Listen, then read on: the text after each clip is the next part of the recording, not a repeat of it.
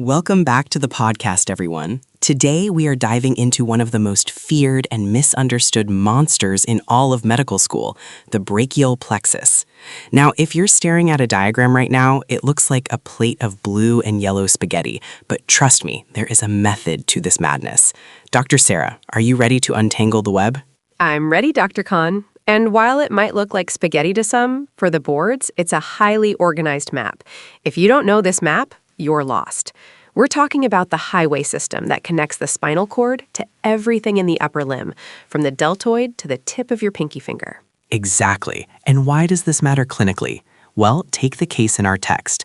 A 64-year-old woman falls down the stairs, dislocates her shoulder, and suddenly she has zero sensation on the back of her arm and her forearm. If you don't know the organization of the plexus, you're just guessing.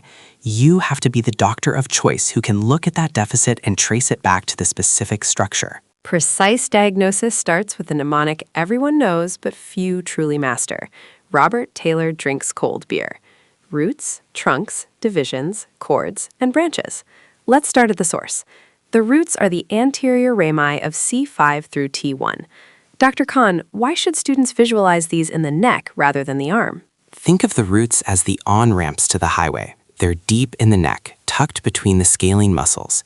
If you get a stinger in football or a traction injury during a difficult birth, you're pulling on these on-ramps. Clinically, we see Erb Duchenne palsy at C5, C6. That's the waiter's tip position because you've lost the lateral rotators and abductors. Right, and don't forget the lower end, T1. A clump-case palsy is a high-yield favorite, usually from someone grabbing a tree branch as they fall. It results in a claw hand because T1 supplies all those intrinsic hand muscles. But let's move forward. Those 5 roots merge into 3 trunks, upper, middle, and lower.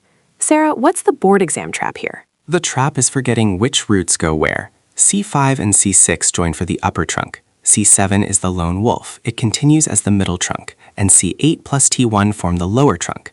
But the real secret sauce of the plexus is the next step, the divisions. This is where the anatomy gets functional. The divisions are the great divide. Every trunk splits into an anterior and a posterior division. Why does this matter? Because the body is organizing itself into team flexor and team extensor. The anterior divisions are going to supply the front of the arm, the stuff that helps you pick up a cup of coffee. The posterior divisions supply the back, the muscles that let you reach out and push a door open. Exactly. Posterior divisions always go to the extensor compartments. If a question asks about the radial nerve, you know it must have come from a posterior division. Now, moving past the divisions, we hit the cords. This is where the relationship with the vasculature is vital. The cords, lateral, medial, and posterior, are named specifically for their relationship to the axillary artery. I love this clinical landmark. If you're a surgeon in the axilla, the artery is your North Star. If you're lateral to the artery, you're on the lateral cord. If you're tucked behind it, you're on the posterior cord. It's like a protective bundle. In that 64-year-old woman we mentioned, the head of her humerus was displaced downward, right into that axillary bundle, compressing the nerves wrapped around the artery. Precisely. The posterior cord is particularly high yield because it gives rise to the axillary and radial nerves. If you see a surgical neck fracture of the humerus, you think axillary nerve. If you see a mid-shaft spiral groove fracture, you think radial nerve. The boards love to test that anatomical proximity. And finally, we reach the terminal branches, the big 5, musculocutaneous, axillary, radial, median, and ulnar. Dr. Sarah, how do we keep the median nerve straight in our heads? The median nerve is unique because it's the marriage of the lateral and medial cords. They each give a root to form the median nerve right in front of the third part of the axillary artery. Clinically, this is your nerve for the thenar eminence and precision pincer grip. If you lose it, you get apand. It's the nerve of the carpal tunnel. While the ulnar nerve is the power nerve of the hand, coming solely from the medial cord.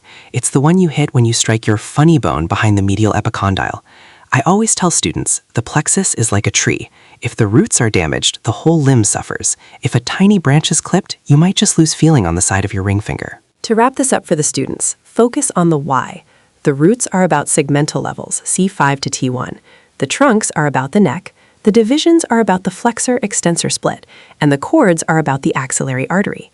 If you can draw that M shape formed by the musculocutaneous, median, and ulnar nerves, you've conquered half the battle. Great summary. Remember, anatomy isn't just a list of names. It's the blueprint you use to solve the mystery of your patient's pain. That 64-year-old lady, her sensory loss in the regimental badge area was the axillary nerve, and her forearm loss was the radial nerve, both from the posterior cord. Case closed. Thanks for joining us.